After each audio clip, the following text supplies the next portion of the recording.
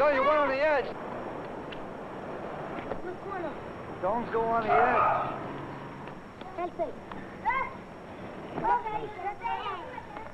This is a story of one man and one block in the city of New York.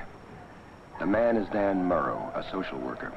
The block, 111th Street in East Harlem. For the last 5 years, Dan Murrow has worked and lived here. This block has become his world. Now.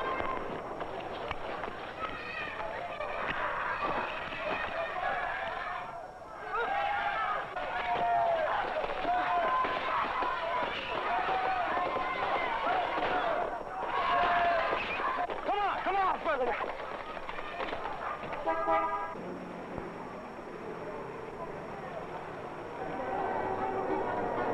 111th Street, one block crowded with 3,000 people, mostly Puerto Rican. The fighting gangs that roamed the street 5 years ago are gone, but 111th Street is still a battleground.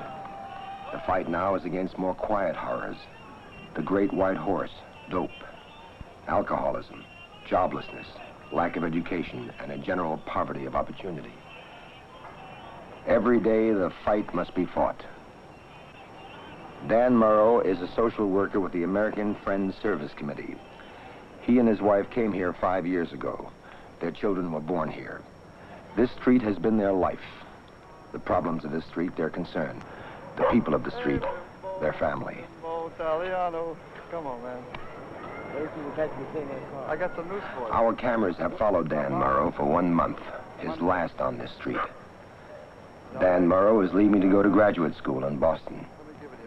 What he has done and what he leaves behind is our story. I told him about you, and he wants to hire you. I tell you, all he wants is, he said, I just want a nice guy, you know? Just a nice guy. You know me, Dan. Yeah. You think I'll make it? Oh, I believe you. Oh, Bimbo, I know you can make it. I know you can make it. When I see somebody with a problem, and they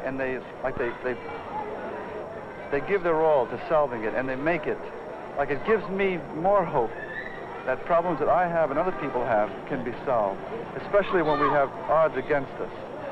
And it multiplies your hope. It makes you feel that, man, not only can one guy make it, but one whole neighborhood, one whole country, so to speak. You know, like, more people can make it if one guy proves he can make it. Because we got... In a typical day, Dan Murrow may be found almost anywhere on 111th Street, involved with his neighbors. Mr. Hernandez is worried about dope addicts. I know they are. They're not bad people. They're really sick people. People, and when they need that stuff, they do anything to get the money. If they have to kill anybody, do it just to get money for them. If they have an institution, when they get destroyed, send them out in the institution where they can get learn how, because they come out, who's going to give them a... Even those addicts who have kicked the drug habit stand little chance of staying clean. 90% of them become users again. Johnny, if you go to the hospital, you know, the main thing is the psychiatry. You know, this medicine they give you is bull, you know? You know, that's light stuff they give you. Claudia, baby, hi, honey. Hi, baby. You know, all that stuff they give you in the hospital, like methadone stuff, that's okay. It makes you comfortable, it makes you calm, but it's not going to do it. It's not going to do it at all. Now, when you go there, you're going to have to fill out an application. So, you know... I can write. Oh, well, you let the pen write, you know? You just hold it. When you put it up there, Willie, just ask for personnel. You know, tell them you want to fill out an application, and tell them this guy, Jerry Silverstein, said he wants you to start today, you know, at 5 o'clock. Why don't you write a note? I'll write his name down. Why don't you write a note so I can give it to the man? Okay, I'll give you a note. Right, I'll give you a letter. One guy? Well, just today, right? Let her Yeah. Joe, could Joe, could I hold the bottle, Joe? I don't want to see any trouble, Joe. And we got something important to do Monday. Yeah? Thanks, Joe. Thanks, Joe. Damn, what you doing to your brothers, you know? If you want to go at it, you go at it away from her, where you can't involve her. You see, it'll always affect her, but she won't be involved. What did he say? I didn't get guts enough to tell him. I want to tell him this. Well, I think if you really feel, you know, that inside of you it's right to say it, man, you better say it. Because he really has, you know, when a guy's on that stuff, like feeling is canceled out. You become numb. And even though you're living in the same house, you're living in the same family, you don't even feel your family anymore. He needs a good shot, man. He's got to be told what the hell people in his family feels. And you got to tell him, man. You're his brother. You love him. You got to tell him. Oh. Hi, baby.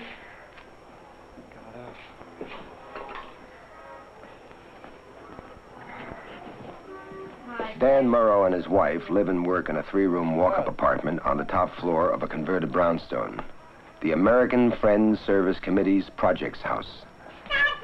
Daddy! Daddy! Daddy, daddy, daddy, daddy! Daddy! The children's room serves also as his office. They're supposed to call me back within, an hour or two. And, I think that it might be able to work out with them. This is a farm also in Massachusetts. It's near where Idan went for a week. And they're very nice people. You know, there's just one thing that might be a problem for Ronaldo. This family doesn't eat meat. Most social workers leave their assigned neighborhood at the end of the day. Dan Murrow and his family live on 111th Street, so his work goes on into the night. With all the problems, now and then there are small victories. For example, when an addict starts to conquer his drug habit. You won, like. You're out. It's a good feeling, boy. It's a good feeling. I gave a poem, man. You wrote a poem? Yeah. Nice friendship. Because, I call it I'm Not Afraid of Tomorrow. I have seen yesterday. Yeah, how does that go? It says, I'm not afraid of tomorrow, I have seen yesterday. I have seen the beauty of the universe, I have seen the sadness of the graveyard. I have seen the schools and I have seen the cells. I have seen the jails and I have seen the cells. I have seen the judges and I have seen the courts. I have seen the good and I have seen the bad. I have seen the happiness, but I've never been happy. I have seen the boys and I have seen the girls. I have seen the women and I have seen the men. I have seen everything that there is to see. I'm not afraid of tomorrow. I have seen yesterday. Frenchie, if the boss upstairs, who has so much work to do around the world, like making it a better place to live in, if he wasn't too busy and was listening to you talking, I think he'd be tipping his hat now.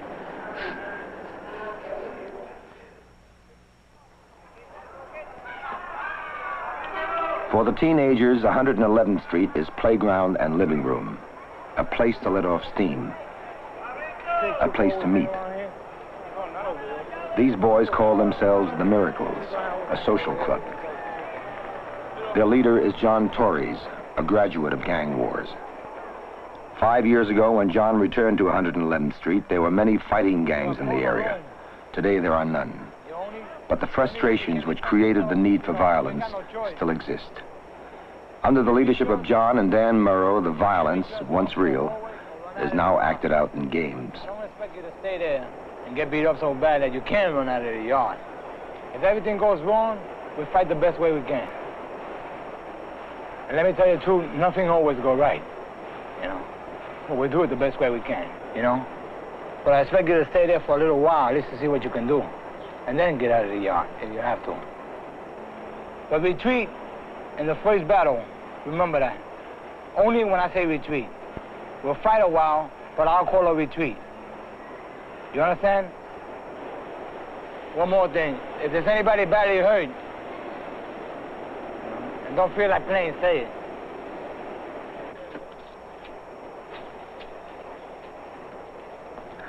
"5 years ago, the weapons would have been lead pipes and clubs. Now rolled newspapers are used. Johnny Torres and the Miracles are preparing for what they call the bopping game. The battleground will be an alley. The opponents, another group from the neighborhood.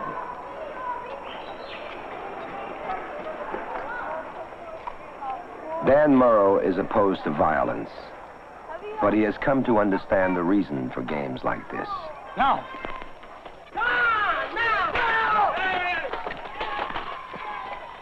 Violence is primarily a way of saying how you feel. People who are gifted verbally resort less and less to violence. Some of our kids aren't that verbal. What they really want to do is not crack a skull, but to somehow crack a door open, to get someone to understand them. When a teenager feels low and sort of like nothing, and someone comes along and says he's nothing, then he really wants to crack a skull. But what does he really want to do? He wants to crack that blind spot that keeps a person from seeing he has worth as a human being. The President of the United States hereby summons you. First name, Salvatore? Right. In the 5 years Dan has been here, he has come to know each of the miracles personally. Hey, John. He has worked through many of their problems. He has seen many of them change. Okay, John, right. Perhaps the most spectacular change is in the life of John Torres. As a teenager, he had been involved in a gang fight in which a boy was killed.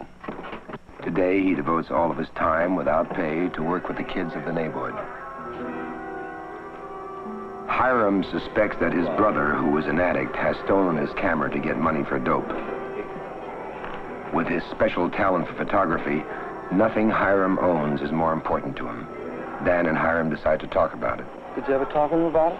That it's missing? There's no way in hell, Dan, that camera, anybody else could have took it, Dan. No way in hell.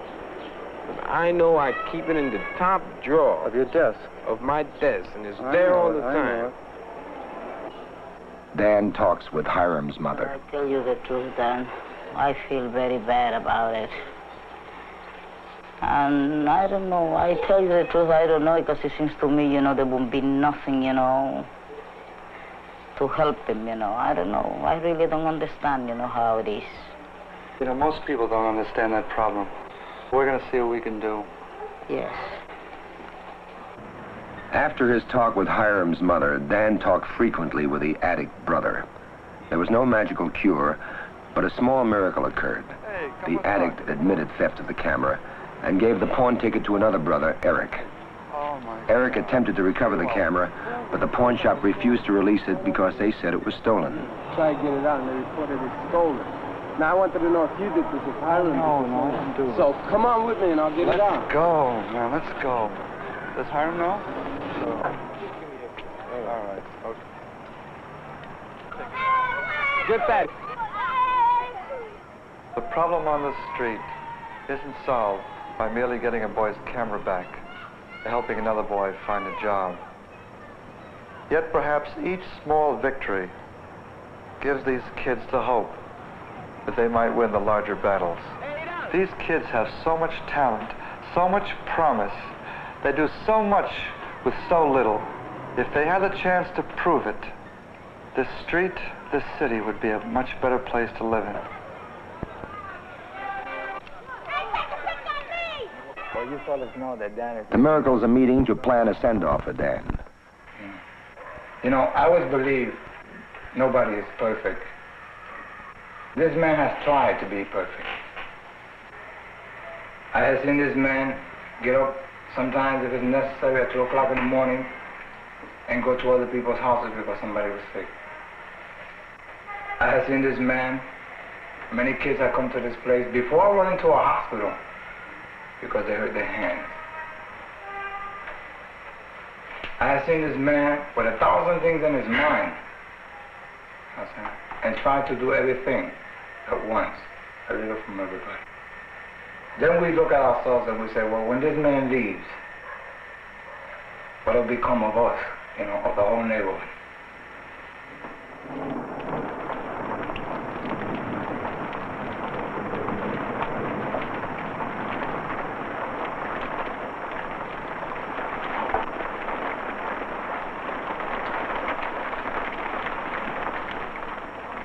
Dan Morrow's work on 111th Street is about to come to an end.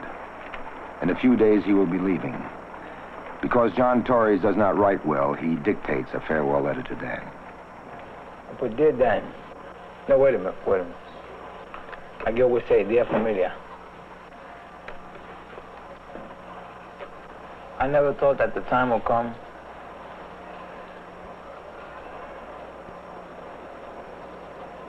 when I had to write this letter to you.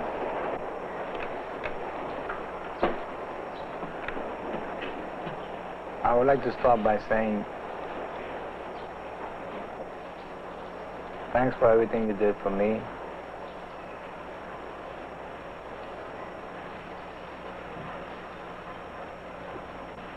For Harlem, and especially for my boys. And never forget us. Even though I know you won't.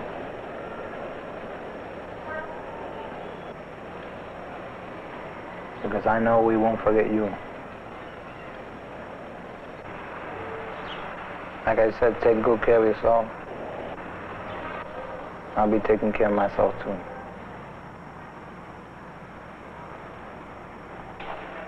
You're the blade, man. Hi, Eileen. Hi, how are you? Hello. This is Joey. Joey, Eileen. Won't you sit down, please? So go sit down there. Go ahead.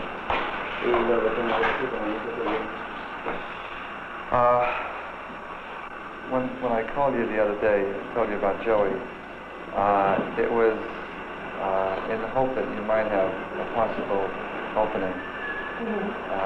As you mentioned, mail clerk. We need mail and small things carried between the two locations. And this would be the prime purpose of the messenger we'd like to hire.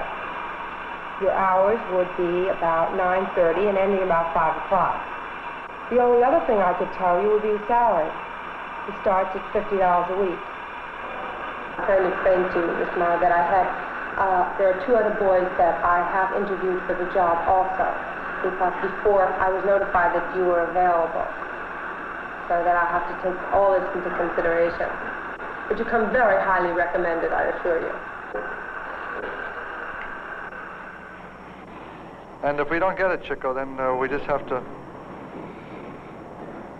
do some more looking. Looking where? Where? And to who to talk to?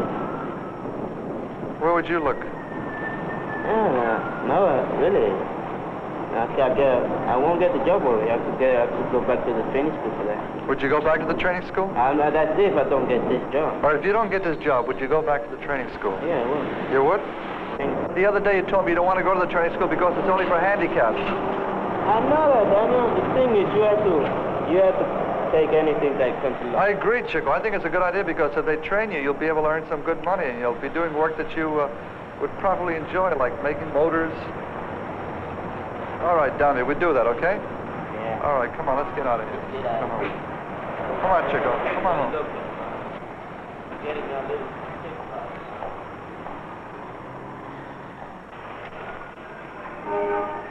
The Miracles had been shopping for a gift for the Murrows.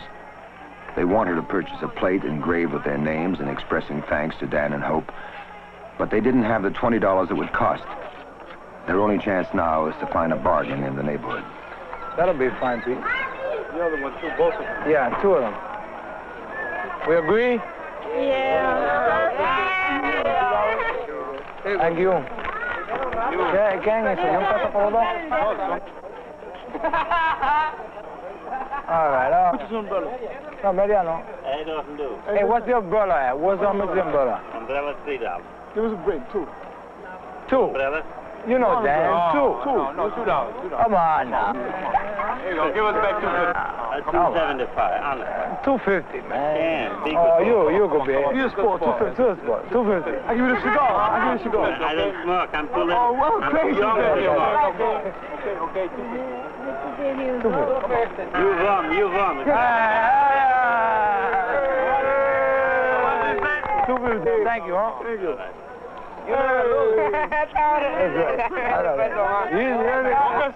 Never lose. I hope it won't take too long. I'm losing business here. How about you another one? 2 1/4. All right, baby.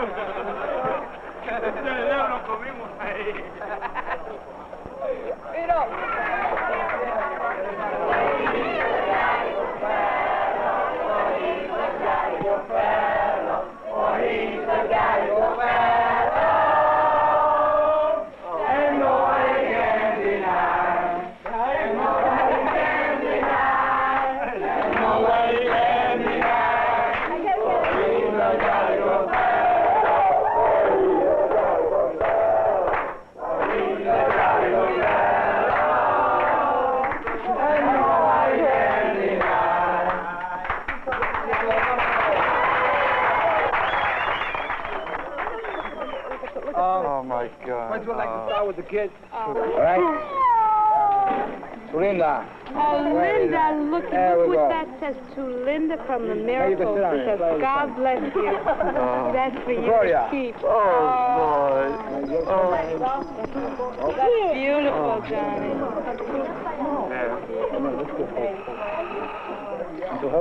Oh, John, thank you. Boy. Christmas and all. Dan, how about this, Dan? Oh, hey, look what I got here. Oh, my God. I wonder what it is. I wonder what it is. Only your brain. Oh, my God. Oh, Dan, you gonna hear a joke on this one, boy? Oh,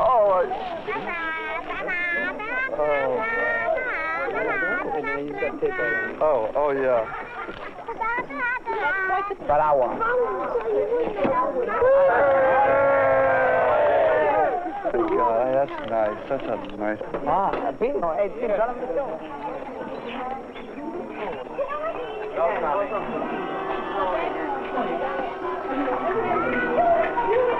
That's it.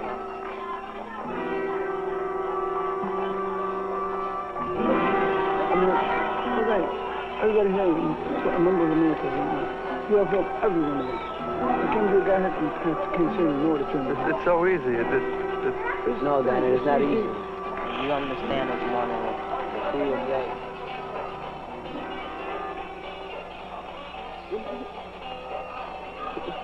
Boy, I got a big family.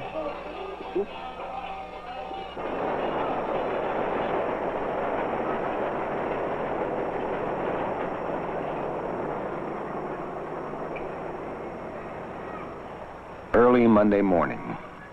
This will be Dan Murrow's last day on 111th Street.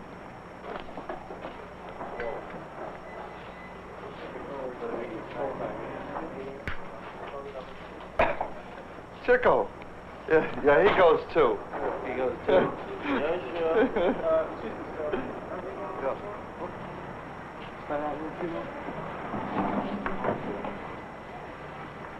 Okay. You know, before we're through, Boston's going to be... Just a second. Here's Dan. Here's Dan. Boston's going to be a territory of Puerto Rico. So long, Rosemary. All right, baby. Goodbye. Oh, God.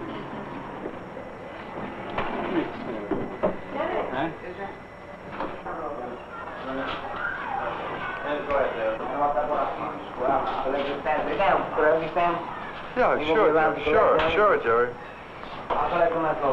Okay. You gotta give me another watch like I got one last time, remember? I got me a watch, one all time.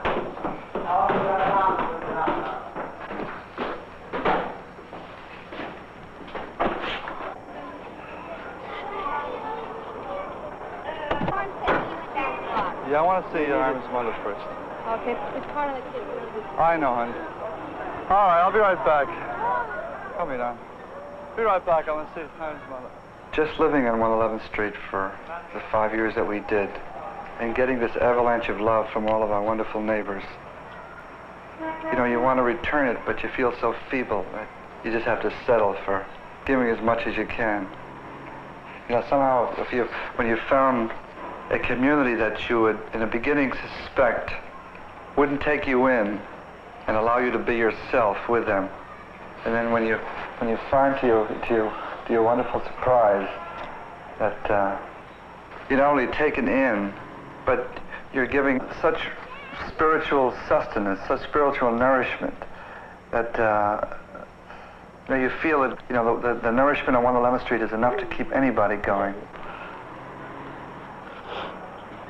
I was talking to her about the project. I'm not going away. I'm really okay. I just... Okay. Yeah.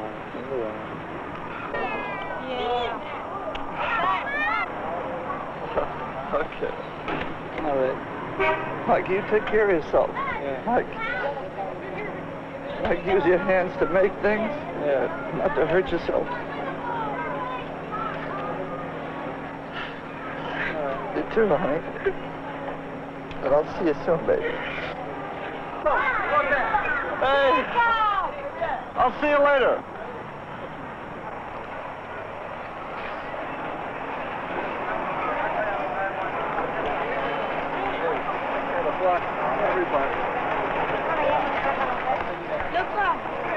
For the last 5 years, Dan Murrow has lived and worked on 111th Street. His salary was small. Much of it he gave away.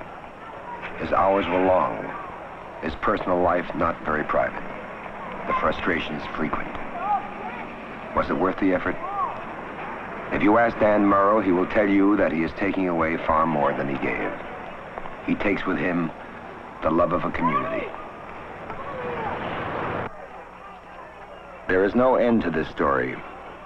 The work begun here 5 years ago by the American Friends Service Committee will continue under the supervision of Roy and Jean Hansen.